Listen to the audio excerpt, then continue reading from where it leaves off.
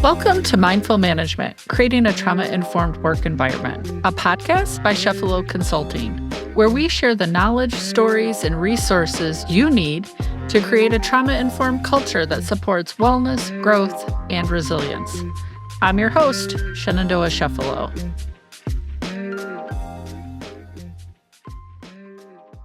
Welcome, everyone. On today's episode of Mindful Management, Creating a Trauma-Informed Work Environment, I am super delighted, been looking forward to this conversation for, 3 months or so with longtime friend of Chefalo Consulting, SaulPaul. SaulPaul is a distinguished corporate social responsibility consultant, a Grammy-nominated musician, an award-winning speaker, an author of the amazing book, which we're going to jump into, Be the Change, A Story of Transformation. Also the founder of SaulPaul Productions, where he combines his passion for music with his expertise in diversity and inclusion to foster transformative change in corporate settings. Over the years, he has worked with major organizations from the NFL to Dell to empower at-risk youth and enhance corporate cultures through music and storytelling. His approach not only entertains, but deeply inspires, driving meaningful and sustainable impacts both within workplaces and the broader community. SaulPaul, thrilled to have you on our show today.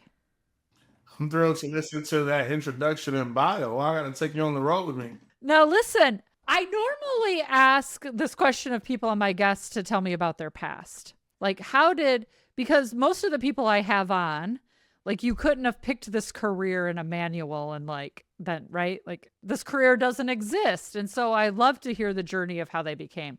But for you, it's actually the part that I want to spend most of our time talking about, because I just, as I mentioned, just finished your memoir, like literally 2 nights ago. And there's specifically this one thing in here that when I read it, especially based on my own background, but this is this one little paragraph: dismissed from school in winter, arrested in the spring, convicted in the summer, shipped off to prison in the fall. Life comes at you fast. That's a lot to unpack. It's 2 sentences in this book. It's 2 sentences in the book for our readers, but that's a lot. So I just want to, in brief, because I don't want to spend all of our time here, because I want to talk about the impact of the music and how you even came to that.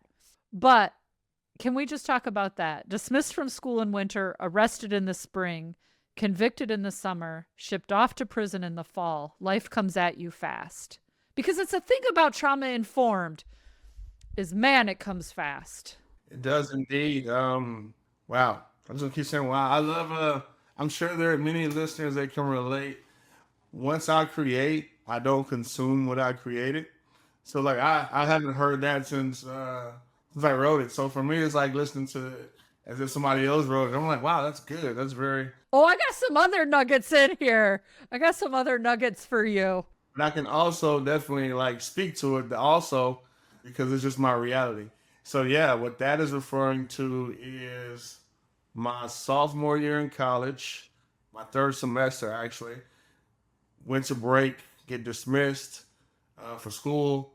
Actually, myself, I was scholastically dismissed as well. It took me 3 semesters attending the prestigious University of Texas at Austin, where I was attending on an academic scholarship, to realize that the same technique that got me into college would not keep me in college, right?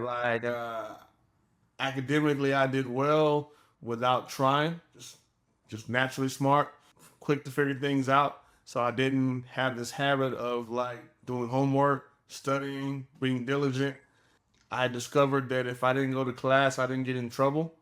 I don't know if anybody else went to a big university and you realize, why they didn't even take attendance here. This Michigan State Spartan is this is why it resonates with me so much. First off, we're roughly, I think you're maybe a little younger than me, but we have a similar background, which I think people are going to find ironic, right? Black male, white female. What the hell do you guys have in common? A lot. We have a lot in common. And this is my college experience. And it's the college experience for a lot of youth who do not make it past Christmas break, winter break, whatever you call it. A lot of college students do not make it back in January. That part. So yeah, so for me it was went in freshman year, first semester, freshman year, second semester, got put on academic probation because now the grades dipped. Didn't learn my lesson, didn't matter to me, didn't click. So I'll go back one more semester, or for me it was just the next semester. And then at the end of that semester, it's like, hey, so yeah, how about you take off some time and you sit out a semester and then you come back, in the fall, in the spring, in the summer or fall. That's what the letter said in so many words.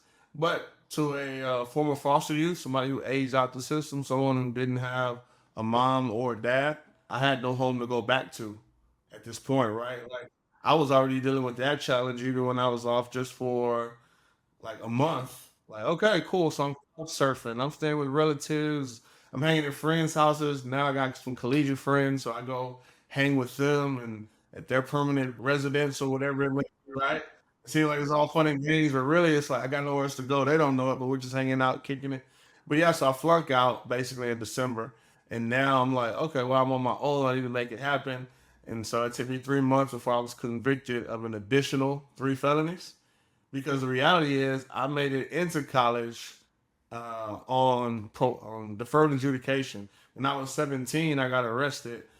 Like my junior year of high school, got probation. That's the called deferred adjudication. Graduated, got a scholarship, went to college. Fast forward 3 semesters later, now I'm scholastically dismissed. Now I'm like, hey, I gotta make it happen. I resorted to a life that I knew well. I'm gonna hustle, do what I gotta do. So I did that. That took three months. 3 months later, now it's March, actually April, and I'm convicted of three. I'm charged with three new felonies. Add that to the one I had. That makes four. In the summer, right? I took, I got convicted, right? Like they gave me time, and in the fall, I'm sent off to the Texas State Department of Corrections, right? Like Texas Department of Criminal Justice, TDCJ as they call it in Texas. Right? I'm sent to prison. You're 18, 19? I'm 20.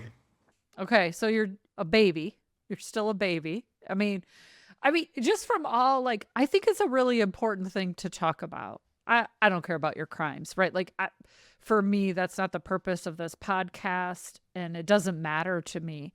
But when we just talk about developmentally, we used to say the brain was fully functioning at 24. We know that's probably close to your 30s now. And we talk about that. No mom, no dad, right? On your own, figuring it out. We get you into college because that's where a lot of caseworkers are going to say, hey, we did right by Saul Paul. We got you into college. That's a win. A lot of people said that in my life too. Got her into college. That's the happily ever after. And when I say college took me 8 years and an academic probation to follow, for you, it took you a little longer than 8 years. Yeah, it took shorter. I failed fast, but I bounced back quick. Quick. Yeah. So here we go, right? Like the supports that don't exist. I think this is what people don't understand about foster care, don't understand about high risk youth. I mean, whatever the phrase is we're going to put in front of it, right? Our most vulnerable people is there's no one saying that might not be the right choice. And you said something to me that resonated, which was I knew how to hustle. And for me, that resonates so much because I find part of my healing now, this much further post that life, is I still find myself trying to hustle. Like it's almost a habit I can't break of like the money might run out, the connection might, like you've accomplished all of these amazing things, post college, post prison sentence, post all of it. Do you find that as well? That it's almost hard to like, you still feel like you haven't accomplished enough? Well, it's interesting. I think the lines have blurred, not for me, just in culture. Things that, like, yeah, the lines are blurred. Candidly, like, there are things that were native to a certain community that now, people say speaking like a Gen Zer, or if you go watch a TikTok right now, they'll say, like, that's cap, or, um, hustle or whatever. And it's like years ago, like some certain things were like just native to a black community or an urban community that no longer exists. Or like TikTok dances, right? Like because this is relevant because now it's like no, that's just what they do that generation, and it's like no, it started in a community, but now it's easier for things to go widespread. So hustle doesn't mean what people like driving Uber's not hustling. Gig economy is not like hustling. At least that's not the term that I'm using. I'm with you. I'm with you. I agree with you. Because I think the thing that I struggle with, right? And I'll use I statements here is for me, any moment feels like I could go to prison. I've accomplished a lot in my life, but like that thought always looms in the back of my head. Like it feels like I can never quite do enough to prove myself. I can never quite do enough to make it so that's never going to be a like right when you're me and Is that a reality? I don't know, but Is it a false thought or is it a reality? yeah, and I struggle with that, right? Cuz every assessment, everything, I'm the kid like my A score is off the chart. My resilience score is way lower than it should be. Like all the things, right? So it's like every outcome says Shen should either be in prison or dead. I'm not either of those things. But that thought sits in the back of my head as a thought. And I ask you this question. I'm quoting your own song to you now. Here we go. This was a song you had quoted in the book that you wrote. It's been a long time coming. Forgive me for breathing hard. But y'all, I spent a long time running. But as long as I done it, I can't complain. I remained the same. A lot of folk fronted, thus their growth stunted. Preach. That's you. That's all you. But I can't, it resonated deeply with me. I'm glad. Like, yeah, it's been a long time coming. Forgive me for Because breathing that's long. what I mean when I'm like, it's like stuck in my brain. I don't know if it's real. I don't know if it's not real. But man, I feel like I've been running a long time. I'm tired. Some days I feel real tired. I feel real tired some days. And that's like, and I can't complain. Like, cause I know, like, especially white lady, I own it. I own the privilege that comes with that. I can think of 1,000 ways in which, whether I was in a juvenile facility, like in which my whiteness served me. And I try to talk about it openly. There were times where I often attended all black schools, right? I was often the only one. And I know I got treated differently, even though I had black teachers. Like I didn't get in trouble the way my other classmates did. When I was in a facility, I got things that nobody else could get. Like I've talked about this in talks many of times. So I want to own the privilege of that. And, right, because everything is this yes and I can't complain. I know what I've got. The things that occurred to me also made me who I am. So I get the privilege to do this work and have conversations with you and do all of that, which I wouldn't have if I didn't go through those things, which plays in my brain. And damn, it doesn't seem fair. like it's all the things. It's all the things.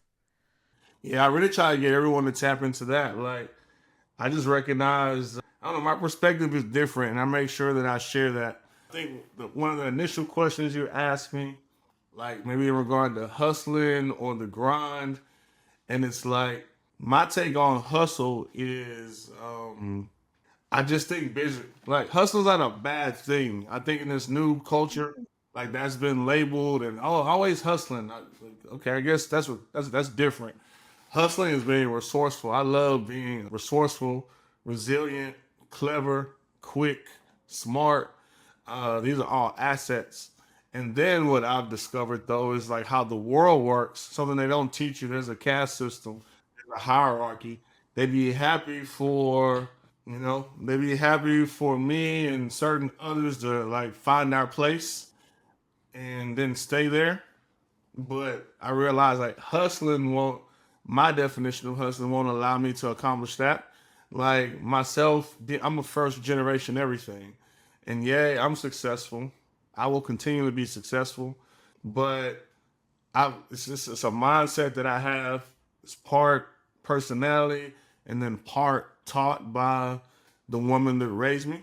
She made me very confident. She spoke greatness into me, told me I was awesome, told me I was handsome, told me I was smart, told me I would be successful.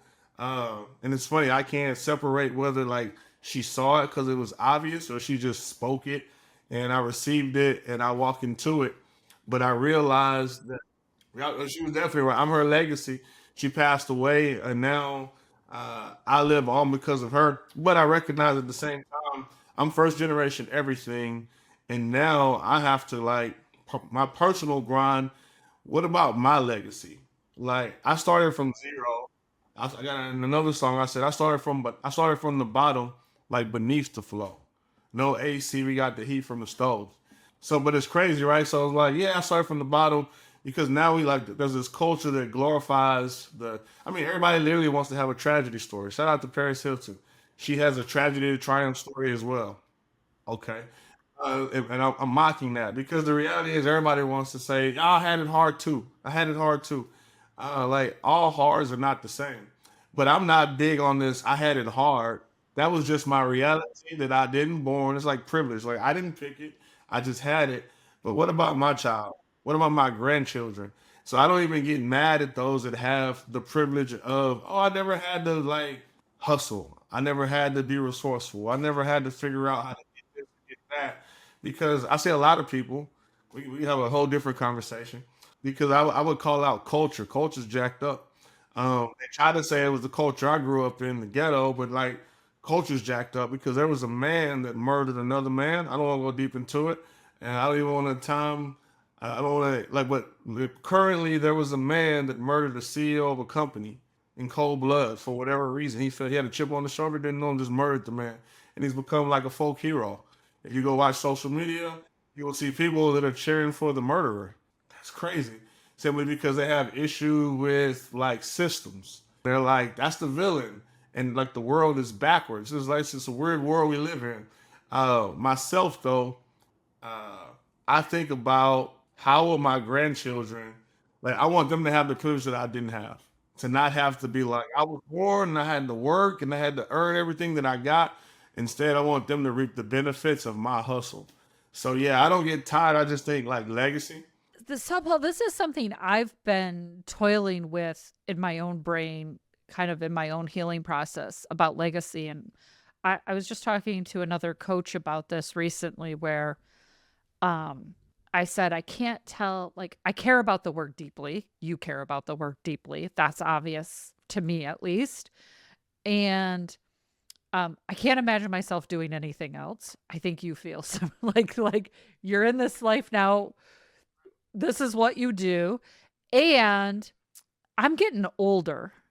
And I this legacy piece for me is feeling more and more urgent about because I'm pretty open about this. The only thing I fear is death. And I think it has a lot to do with my own trauma. Listen, I was a suicidal kid, attempted suicide 3 times my first 90 days on my college campus. Like you, Michigan State, huge college campus. It can overwhelm you very quickly. You may have the brain book smarts, but do you have a different kind of street smarts to survive that?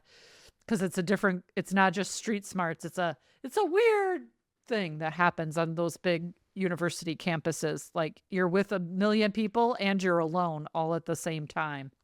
So, so death for me is a really interesting thing. And I've been thinking a lot about legacy, about how do we make not just my own child's children and my own grandchildren's lives better, but like, what's the mark we leave to make the world better?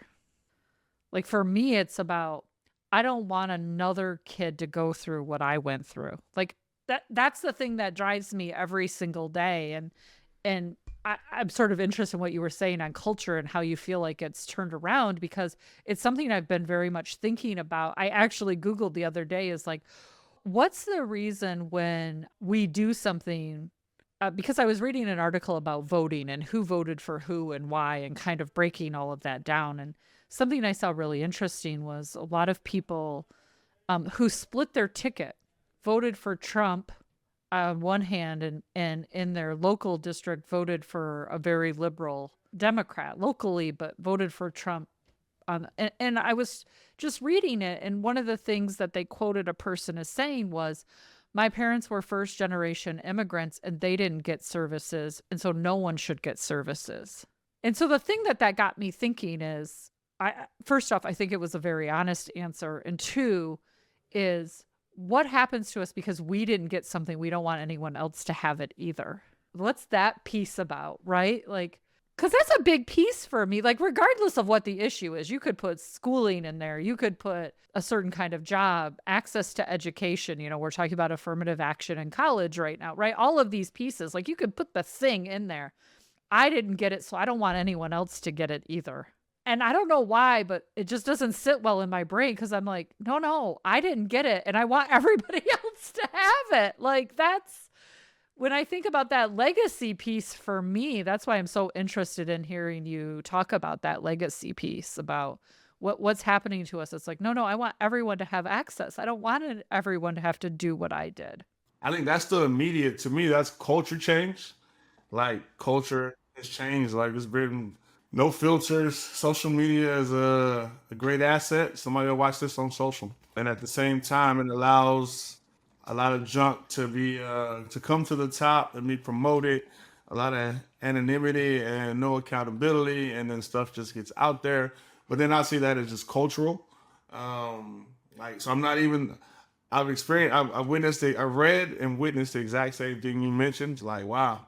But that's when leaders have to step up and change culture, right? Like I think culture is a big deal, right? Like I built a mentorship program some time ago, and I had to work with some county agencies, and it was probably my first experience being what's the word? I won't say handcuffed, but bridled with as an entrepreneur, I get to do what I want, when I want, how I want. But as I built this, it was in partnership with these government organizations, and I saw the limitations of systems, right? And I learned this thing, cultural competency. And I taught a class, and big word alert, it was like cultural competency. And as I studied that, it was very eye-opening to understand what culture is, like a certain set of beliefs and mindset and shared uh, philosophies. And you realize like how culture impacts people. And like there's a big cultural shift, and people say that, I don't know if they really get it, but like we have this culture where um, groupthink leads the way, and it takes bravery to like swim upstream to be the salmon. I believe it is right to go the other direction. And when everybody's saying the same thing, and that might get me more clout, more social relevance to say what I know people want to hear, and then they'll like it, share it, comment on it, post it, retweet it, thumbs up it. Because again, we're talking about social in one sense, but the reality is to like go against the grain and say what others are. To not just say it, but to mean it. More so to take it past that, to live it and do it. That's a powerful thing, and that requires like some heart, a different type of hustle, more so some bravery and some leadership. And if enough people, then we can change culture. I say that because otherwise the culture's going one way, but it's on us bold leaders to like stand up, be a light in the darkness, be the change. I always say, right? Because like most people are not choosing to be the change, not in the cliche version, not in the Gandhi version. Just like things are this way, and we need change. And will you like put in the work? So I really respect leaders that choose to be the change and go the different direction. I love that. So this is where our audio folks could introduce a round of applause for SaulPaul. Like, I think it speaks to my heart for sure, just about what we need to do. So I want to talk about your music because our listeners probably see you got your guitar in your hand and are ready to stroll. Oh no, not really. It's a good arm prompt. What made you want to do music and storytelling? What bridged that gap for you to, I mean, listen, music and storytelling have a long history, but you're using it kind of in a different, unique way. I discovered I had a gift. I feel like I didn't choose it; it chose me. I became a musician as an adult later in life. Didn't grow up. Actually, I'm an introvert. Please leave me alone. I'm happy to be by myself. I grew up an only child. There was no sadness to it. I was raised an only child. This is why I see Saul, Paul, and Shen, brother and sister from different mothers. I think this all resonates. One of my books I wrote, my first book is called Dreaming 3D, and it's connected to the fact that we're all born on purpose with a purpose. We all have unique gifts and talents. And so me, I discovered after to complete that story, like I'll connect it, right? So mom died, dad left, grew up in the ghetto, got arrested by the FBI when I was 17, get probation, go to college, flunk out, go to prison. In prison, change my choices, change my life, get out of prison, get back into UT. That's unheard of. The reason why I was able to do that is because I'm hard headed, stubborn, and resilient. I want to highlight that because some people, a lot of self hatred word. Yeah, but it is. It's a lot of self hatred. People hate themselves because, like, for all these wrong reasons. So like, oh, I hate that I'm hard headed. I hate that I'm stubborn. Like, no, I love that I'm hard headed. I love that I'm stubborn. I love that I'm resilient. I love that I'm clever. I love that I know how to hustle. I love that if I don't see a problem, I just see an opportunity.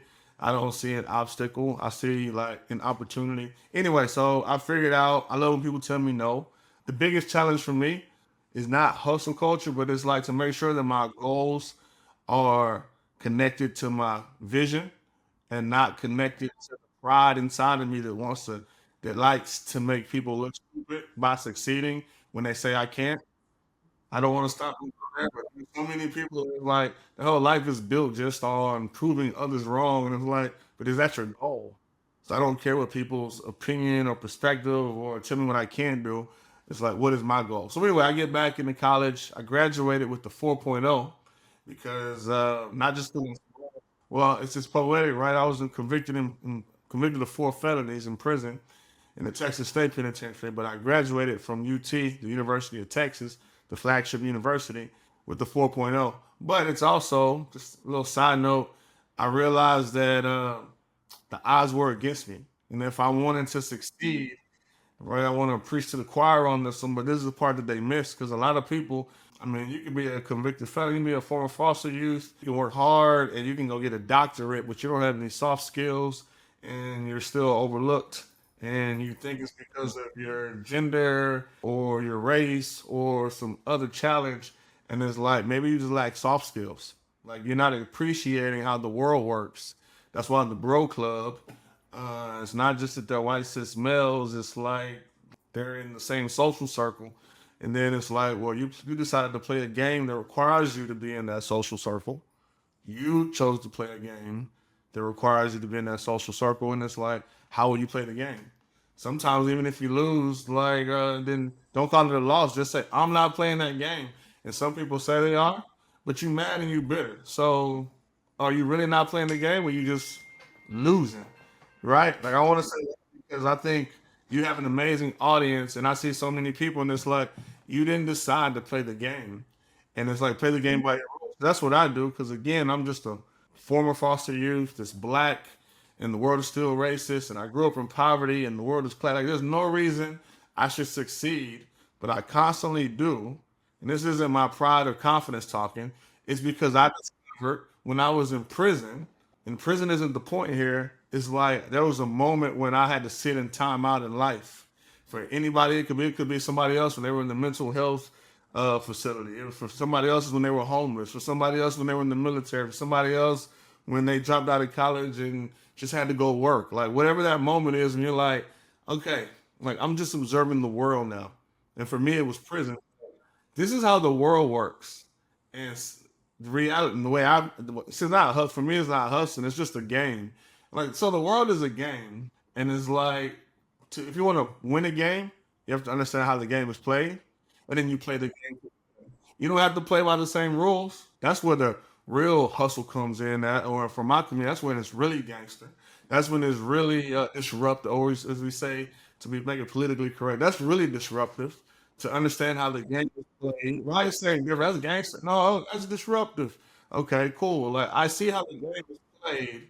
I'm going to play the game by my rules, get the same goal because the sad part about the way the whole world works, all they care about is the win. It's so sad. People get discouraged by that. Well, okay, cool. Well, then win. Because if you win, then you can do what you want. And like for me, that's what I figured out. Like, wow. So again, 4 felonies. Oh, poor little black boy from foster care with no parents. But you graduate with a 4.0 and they say, hey, I mean, you met me when I was on stage presenting the keynote. Right? It's like, why? Like, why is my story so valuable? Well, it's because I'm winning. Okay, but see, I have my own goal. My goal is to be the change. Well, I'm gonna correct you there. It was because you're authentically you. And I see a lot of people on stage. I'll just say this. I see a lot of people on stages, right? Because I speak on stage as well. And so the one benefit is you get to meet other people who are, I see very few people who are as authentic as you are. That part. And that's why I'm speaking to So our I just want listeners. to say that. That's the I stage receive part it. for me is unimpressive. The Well, no, it's not the authenticity stage. in I which wasn't you do bragging off it. the stage. But I get that the stage is a benefit of the winning. People don't book it because they that is a part of it, but it's just how it works. Like I don't want to talk to politics. I maneuver so well. I'm the most opinionated person in the world. But like, why do I need to share that on a podcast or online? That's another message for people. Some of y'all silly. Like, why? Like you silly. Like, why are you like? Do you not have people in your life, friends or family? Like social media is not your friend. That's what I tell my mentees. The ones I love. I have one of my best friends. He's more like a brother. I'm like, bro, why? Like, how am I understanding what's going on in your life from social media before you call me? Like, why are you posting about like your life experience? Like, I'm finding out about key life moments via social versus like you calling me. And I'm like, that's out of order, people. I would challenge anyone who's listening, stop it. Your followers are not your friends. That's great. They come, they go. Everybody who's cheering on the murderer, I'm gonna keep calling it because that's what it is, right? There's a murderer that murdered a man, and they're like, yeah, yeah, the murderer, and then the news cycle will change in 2 weeks, and they will move on. They're not really his fans or supporters. They're not even going to take action, be the change, or do anything different. They're vicariously living through somebody who was brave enough to do something foolish, and it's like the authenticity of me is I'm challenging everybody to recognize that you're born you the listener. You were born on purpose with the purpose. Like, and it's time for you to understand what that purpose is and walk in it. And if you're doing it, then just let me encourage you. Cool. Like, I don't play sports. Uh, I watch them a lot. We all know how sports work. Pick a sport, football, basketball, I don't know, pick any sport, most sports, and we watch the greatness on the stage, no matter how long it takes, a 3 hour game, 30-second event, whatever it is, they feel the pain like before and after. You don't see that part. So some of you are doing exactly what you're supposed to be doing and you're tired. I know it makes sense. Like football players play football and they're tired. They get paid hundreds of millions of dollars even, and they're tired. That's just being tired is part of it. Doesn't mean you're doing it wrong. Doesn't mean you need to switch up. It's just part of the process. And you're in pain. You're hurt. You're in pain. I mean, I've countless football players who we've heard say it's like getting in a car accident every Sunday. See, I'm not built for that. That's authentically, that's not like, yeah, that's not my lane. Somebody else says, I can't get on the stage. But that's what they're great at. And then because they're great at it, because they dedicated themselves to it, they now have a platform. And then I talk about this because listen, I love me some football. There's no doubt about it. And listen, my Detroit Brother, Lions brother, doing a right little there. something right We now, can have right? a But sports podcast, right? Like, we yeah. should have. Um, so but that's the thing is like it then builds them a platform to talk about the things they care about. They care about football. I think to become especially a professional athlete, regardless of what your sport is, you care about the sport. You can't get there without not liking your sport. You're also not a one cell being. It's not all of who you are. You are not just a musician. They are not just a football player. I am not just a insert word, right? Like we're multifaceted human beings who have thoughts and perspective. Like that's what makes us beautiful. Life is rich. Yeah, but it was your authenticity for me because where we met was an interesting location first.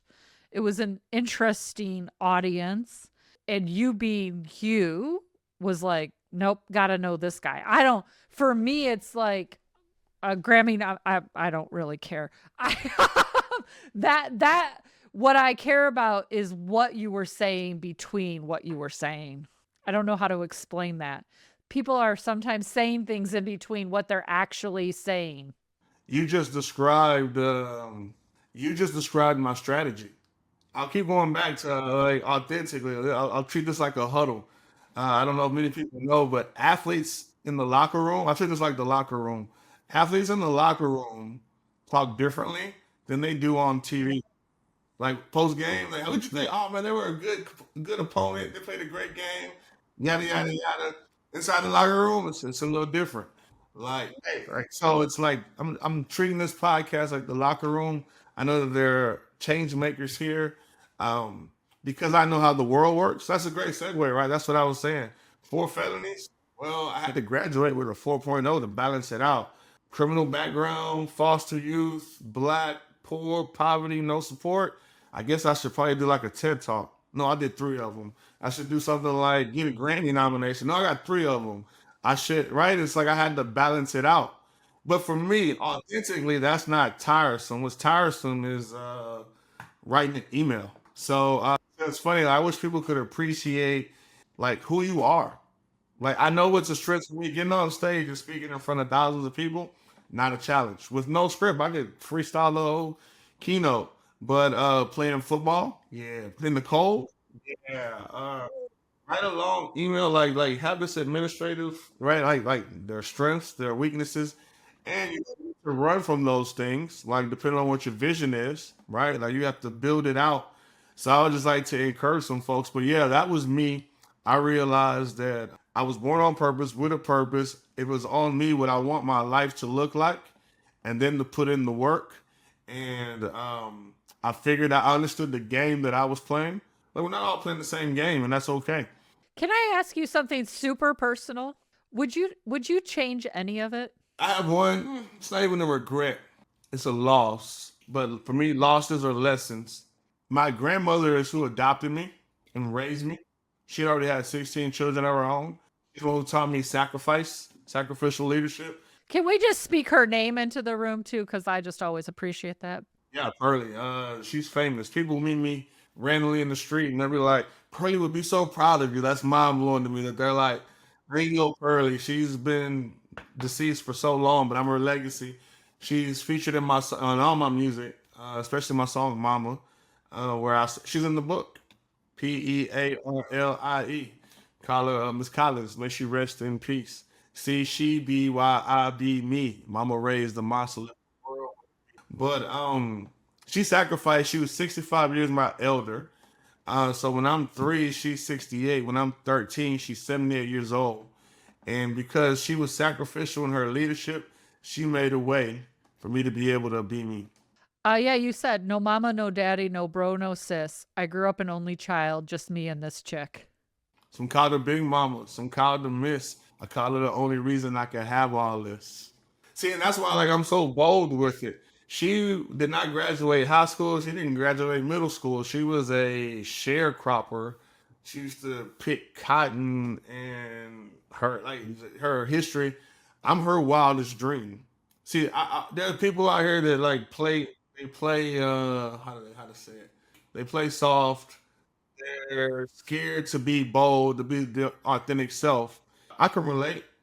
I have the same thoughts, but then it's like, okay, like don't go hard and dishonor my grandmother's sacrifices, or don't care what people think and do what I know I can.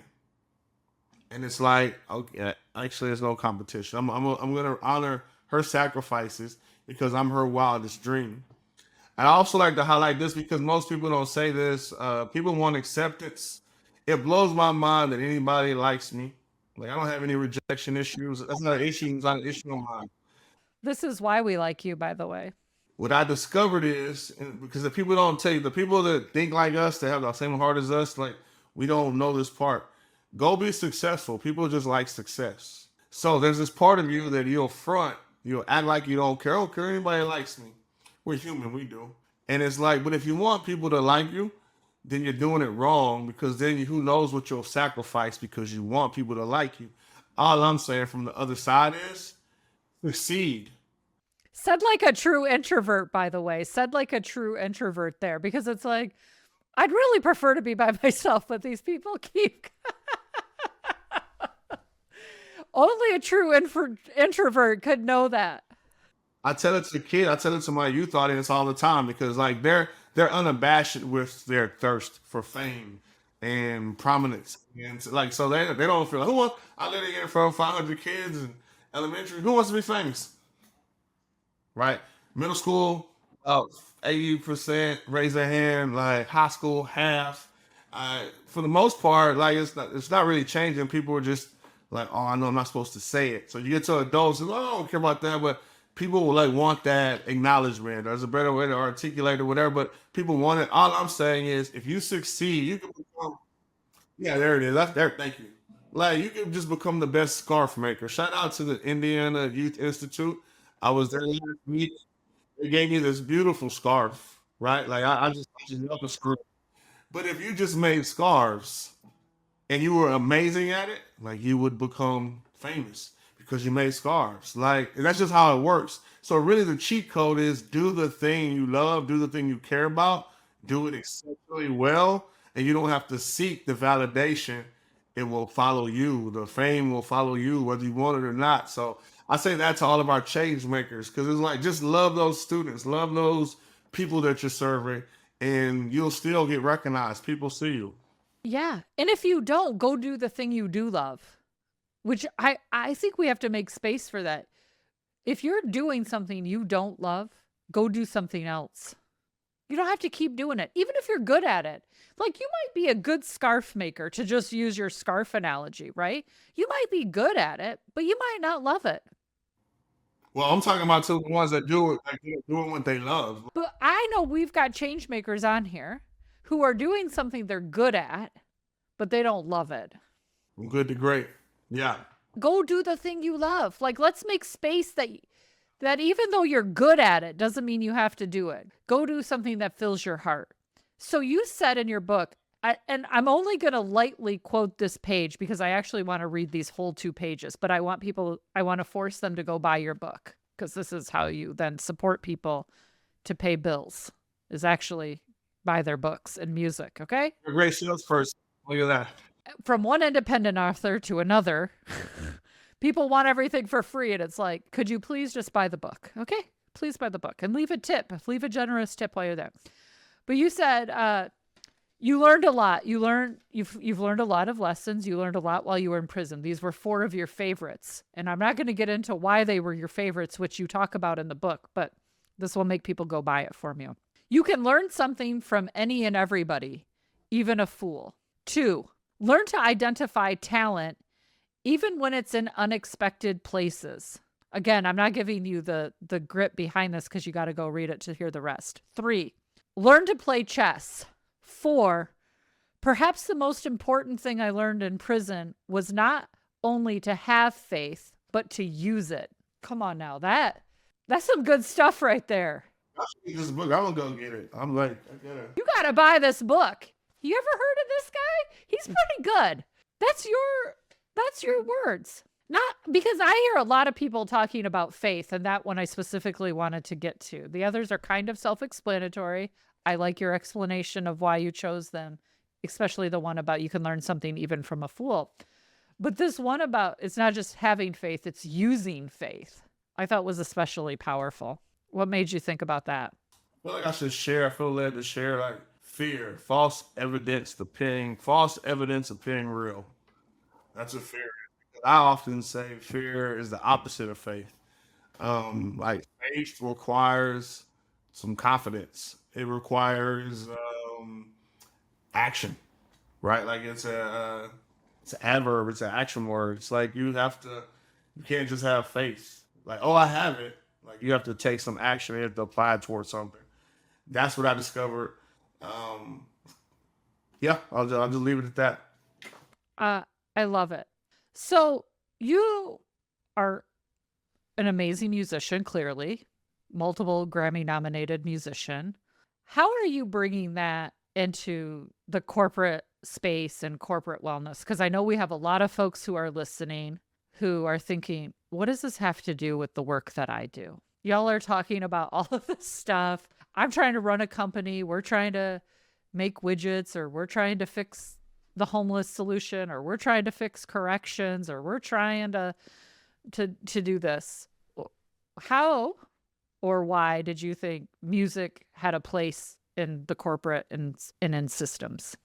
Well, I've been honored to present my training in numerous spaces from Dell, Meta, Johnson and Johnson, numerous municipalities, counties, yada yada yada. The list goes on, and it's because I discovered that these workspaces are just places where people are in unity. And when you start talking about community, music is about community, and community is about unity. UNITY, unity, you and me. And so that's how it comes together. And it's like, how do you create that space? Like, we can use all the fancy words, make it diverse, make it equitable, inclusive, make it a place of belonging. New word alert. Yep. Wellness in the workforce, new word alert. Yeah. Look at a concert though. Everybody just think about it. Concert. That brings so many diverse people together because a concert, that's what music does. And so I realized as a musician, I really had this advantage, a privilege, because whether I was in front of a youth audience, a corporate audience, an urban audience, an at risk audience, a privileged audience, I was taking my music in there and I was creating space, and then it brought things out of people. It's pretty much a given now. I do a concert, and when it's over, I'll do an event, and when it's over, because it's interactive, and I like to do this thing called flip stage, right? Like which flip the classroom. Instead of like you have a teacher up front, everybody just listens. Like you flip it, right? And that's what I do because my shows are interactive. People come up, they engage, you witnessed it, right? And it's like all of a sudden, people when it's over, people be like, I never knew she did that. I never knew he did that. It was the context, right? Because people only see one side. They're only presented this aspect of themselves. And when you can create a space where people get to be more present, be more of themselves, it adds an entirely new layer to productivity, to what's happening, to the community. It brings out the best in people. And then, like, because then a community becomes like a living organism. That's what's so powerful about concerts as well. It's like it's in unison, a group of people, and they're flowing together. But whether you're making widgets, whether you're leading a team, whether you're trying to solve a big problem, you have individuals, and you need to be on one accord because you want to be as impactful and as effective as possible. And that's how I incorporate music when I do that. And to your point, no two concerts are the same. Even if you're going to see the same artist, no two are the same, right? Like there's artists I've seen multiple times, but it's never the same. It's always that piece. But so for my leaders listening, the reason that I invite, well, there's numerous reasons that you've already calculated why I've invited Saul Paul here, but one of them is the question I get asked is, before we even do the trauma informed frameworks, before we even get into the processes and all of that, the first step is really building team. How do we allow people to arrive authentically as themselves? And my friends, this is why I've introduced you to Saul Paul. He's one of many people who do it really well and is really skilled about it, but it brings people together to have fun, to create something, and to be like, hey, remember that time when we did this thing together, right? Remember that time when. And so reach out, connect with them. I can't wait to hear your answers to quickfire. But before we get there, any new projects, directions, things that you're particularly excited about right now in your life? Things happening for you that you want to talk about? Um, $1 million Dreams. It's a new workforce. Yeah, a new workforce development initiative for 14 to 24-year-olds. Um, so I'm really, really excited about that. If anybody follows me on LinkedIn or social media, you can see where we shared about that. It's in partnership with our foundation, the Saul Paul Foundation. We launched recently, doing some great things around that. I'm looking forward to finding more partners to create these spaces for young people ages 14 to 24 to plug into. So that's what I'm all about right now. $1 million Dreams. I'll always be about be the change and change making. And that's my current focus. And are you still doing your choir project, your voices project? Speak hope, sing joy. I am indeed. I'm really excited about that.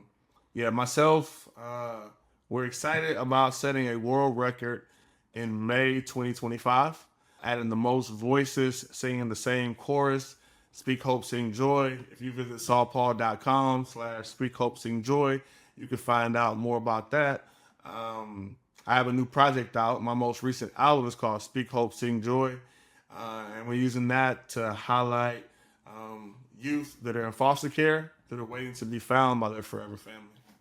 Come on, go out. We'll make, by the way, there'll be links to all of these in the show notes. So if you're driving, if you're on an airplane, I know you're not going to write anything down because none of us ever do. We think, oh, I should go check that out. And then we forget about it.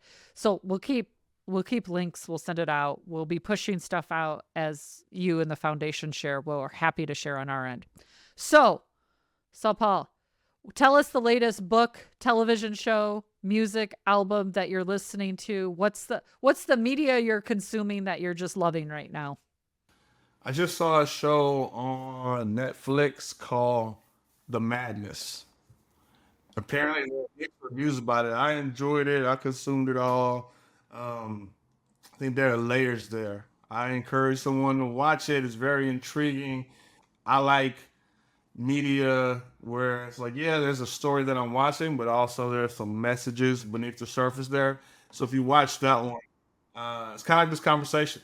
If people go back, right, what we said, also what we didn't say, but we said it if you heard it.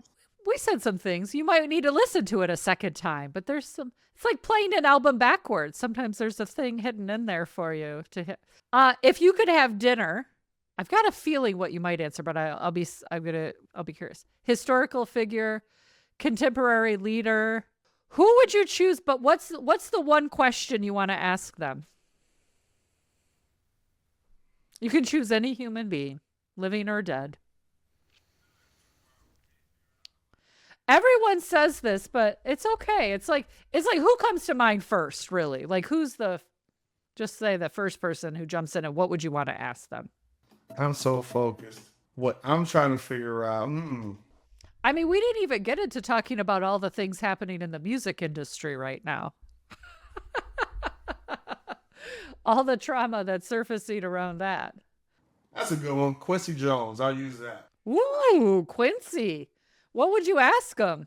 You know, a little Detroit girl, a little Motown. We always like when you pick a little, some Motown roots up here. I would just say how, and I think he could take it from there. Like he would. Like, what do you mean how?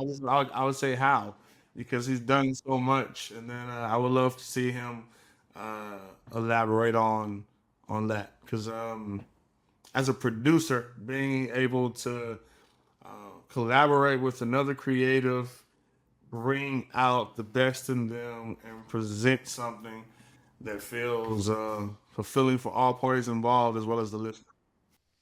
I just watched about maybe 2 months ago now, the We Are the World documentary on Netflix. Have you watched this yet? I have not. You need to watch it. It was because it actually gets to a lot of what you're saying. I watched it because I was stuck in a hotel and there weren't a lot of choices. And then I walked away really consumed. Talk about sometimes there's something beneath the surface because, listen, we all grew up with We Are the World and the whole thing. But seeing the behind the scenes, I think you might like it. All right. I will say that's like partly what inspired the Speak Hope, Sing Joy challenge, right? Like we are the world. We're going to have 17,000 plus voices from across the world singing this chorus. So yeah, that's I will check that out. You should check it out. All right. What's a hobby activity that just fills you with joy? You lose track of time when you're doing it. Want to be spending more time doing it. What's the thing that just fills you with pure joy? I've turned all the things that fill me with joy into my career. So I don't really have hobbies, but to unwind, I watch series. Like that's really what I know because music was the answer to that, and then I made that life. Speaking and entertaining, empowering, and inspiring others is what gave me that joy, and I turned that into life. So yeah, no hobbies, but to unwind, I like to watch series on Netflix, Hulu, and other streaming services. So I want to finish with this one other quote I really liked from you. Personally, I was not content that there were invisible chains, limits, and labels that wanted to hinder my success. If I subscribed to traditional thinking, there was only so much I could accomplish. There was a maximum capacity. But because of my faith, I didn't subscribe to traditional or conventional thinking. My faith empowered me to see that I had limitless potential. I chose to believe that my external limitation was bigger than my internal fortitude. I had my mind right. Hey. Saul Paul, tell our folks, how can they find you? How can they connect with you? How can they hire you? How can they pay you? I made it as easy as possible. SaulPaul. If you go to SaulPaul.com, that is all things Saul Paul. Social is the same. That's Instagram, TikTok, LinkedIn, Blue Sky. Everything is at Saul Paul, right? New one. And then if you want to email me, SaulPaul@SaulPaul.com. And our SEO game is pretty tight. So even if you spell it wrong, I think Google or your search engine will say, did you mean Saul Paul? Go search, go watch, go listen. Thank you so much for joining us. Thanks for everyone for tuning in. As always, we enjoy your time, but don't forget to go out, like, comment, follow, review the episode. Make sure you go out, buy the book, be the change, get a t-shirt. I wear mine on the plane. Everybody asks me, who's that t-shirt? Where'd you get it from? It's a good one. Make sure you get it. Saul Paul, until next time, I'll be on Spotify downloading your new album. Can't wait. Thank you for coming. Thanks, everyone. Mindful Management, Creating a Trauma-Informed Work Environment is brought to you by Chefalo Consulting. To learn more about Chefalo Consulting and our trauma-informed change management and professional development solutions, please visit chefaloconsulting.com. That's Chefalo, CHEFALO, consulting.com. Make sure you don't miss these transformative conversations by subscribing to Mindful Management wherever you get your podcast. Thanks for listening, and remember, change happens one step at a time.